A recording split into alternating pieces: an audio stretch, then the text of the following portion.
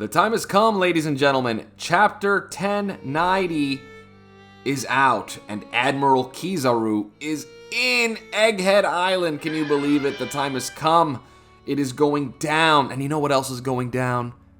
You. Yeah, you hitting that sub button. If you've been enjoying the content, please drop a sub. I'd really appreciate it. Guys, the time has come. It is Emperor versus Admiral time. We're finally going to see what an Emperor versus Admiral fight looks like. I know there's a lot of talk about, oh, Admirals are under Yonko or Yonko are over Admirals, like blah, blah, blah. We're going to see it go down right now. We're going to see Kizaru, one of the OG Admirals, versus a fresh, out-of-the-box Emperor of the Sea. So I'm stoked to see it. I know you guys are really excited for that.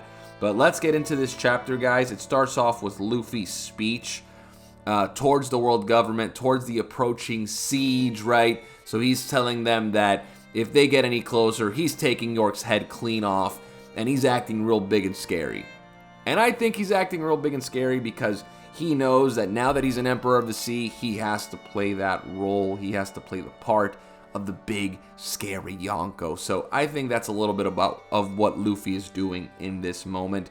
And the Marine fodder are eating this up. They're petrified right now of this King of the Seas, right? So it's working, Luffy. You're doing a great job.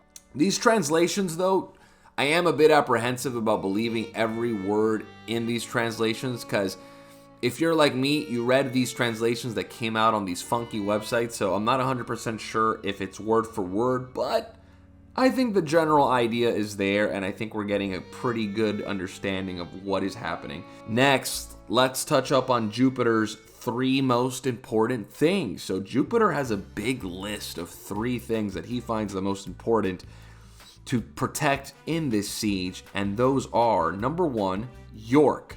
So protecting York is crucial. Without York, they can't replicate the Mother Flame. Number 2, Punk Records. Punk Records is extremely important because it is all the data Vegapunk has collected over the years, and that is extremely valuable to the world government. Number 3, the power plant. The power plant, which might be a fusion reactor, which is necessary to create the Mother Flame, which we still have no idea what the Mother Flame is. It might be something to power an ancient weapon. Maybe it's a way to recreate an ancient mythical devil fruit. Who knows? But it is definitely very valuable to the Gorosei, as we've seen in previous chapters. And what do we have here? A sneaky kitty. Rob Lucci seems to be feeding information to the world government. Is it all 100% true, though? That is the part that I'm skeptical about. I personally feel that there might be a twist within a twist here. I think that Oda's usually a bit more subtle with his betrayals, and I don't see Rob Lucci 100% betraying the Straw Hats, especially seeing how the 5 Elder Stars and the higher-ups feel about CP0 in general, where Jupiter literally says they're no different than an insect. That losing Rob Lucci is basically the same as losing a random cockroach on the street. So I think Rob Lucci has to have some idea of how the world government feels about him, that he can't be that dumb, right? I think he probably has an ace up his sleeve, and maybe even scheme this little plot together with the Straw Hats in order to give the world government a false sense of security and then, get the one up on them, right? I think something like that could be happening, but we'll just have to wait and see. The Seraphim, let's touch up on the Seraphim, guys. Who would have thought that they would have the egos and personalities of their original counterparts? It turns out Boa Hancock and her love for Monkey D was passed on to her younger clone here, S-Snake. And S-Snake is infatuated with our boy Monkey D. Luffy, and it has worked to his advantage because he was able to save his friends from the petrification, and that is all fine and dandy. You gotta love it. I love a little bit of romance in my manga, right? Even if it's something strange like this, it's still pretty cool to see that the whole Boa Hancock romance Luffy storyline is paying dividends this deep in the story, right? We're getting some fun moments with that. So I think that's pretty cool. Elbaf is confirmed to be next on this final saga, and that is some good news to hear because we've been waiting for Elbaf for a very long time. Everybody thought that after Wano, Elbaf was going to be the very next arc, and fortunately, we got Egghead Island, because I gotta say, Egghead Island might just be the greatest arc in One Piece history. We're jumping around to all these amazing places, getting all these amazing character moments, action, battles, all this awesome stuff. And I know for a fact that once this gets animated, and once this is in the anime, this is going to be the greatest sequence of One Piece yet. If you thought Wano was hype, just wait for Egghead Island and all these epic moments that are sure to come very soon. Also, did anybody see that Bonnie and Sanji romance happening? Like, what is going on here with the whole Bonnie simping for Sanji? It could be a translation thing. We gotta wait to see what the official translations say when it comes to Bonnie's dialogue in this sequence. But I gotta say, look at my boy Sanji.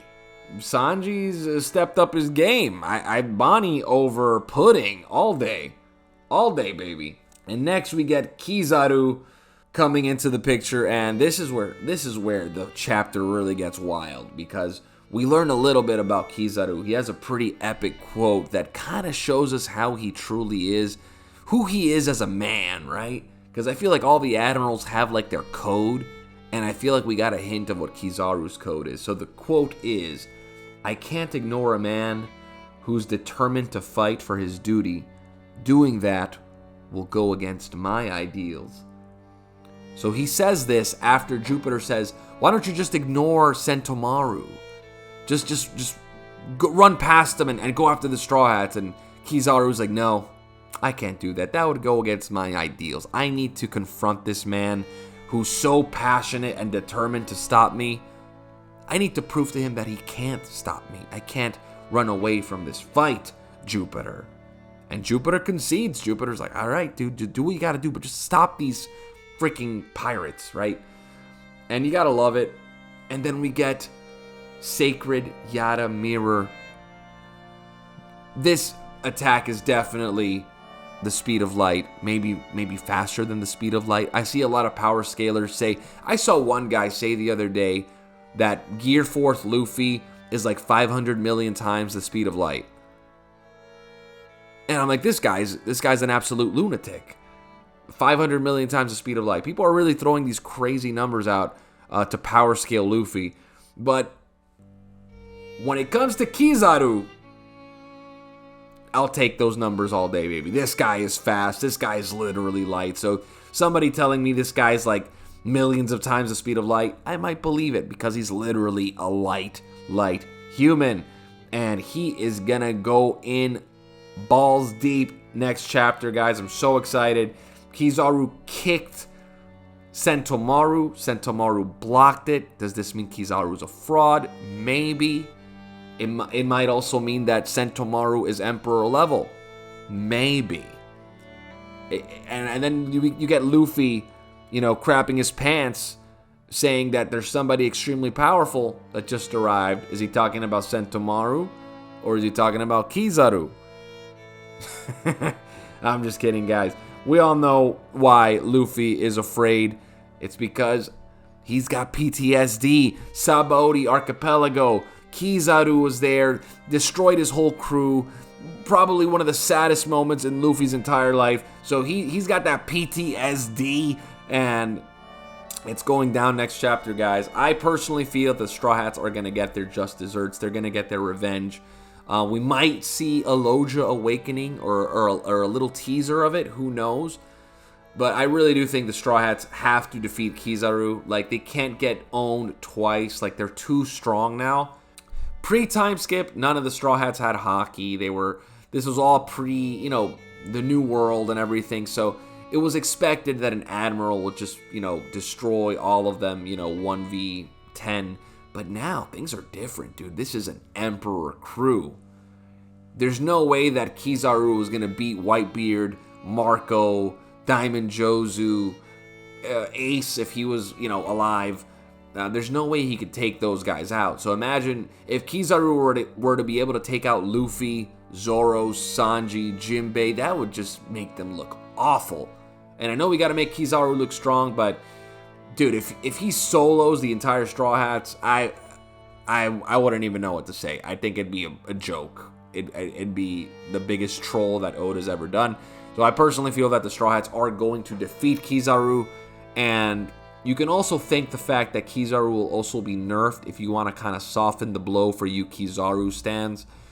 He is going to be nerfed because he has to keep the fusion reactor safe. He has to keep York safe. He has to keep Punk Records safe. So he can't go all out. So it might be another repeat of Marineford where he has to kind of hold back a little bit. So that is his defense if he gets, pwned by the Straw Hats. That is his defense.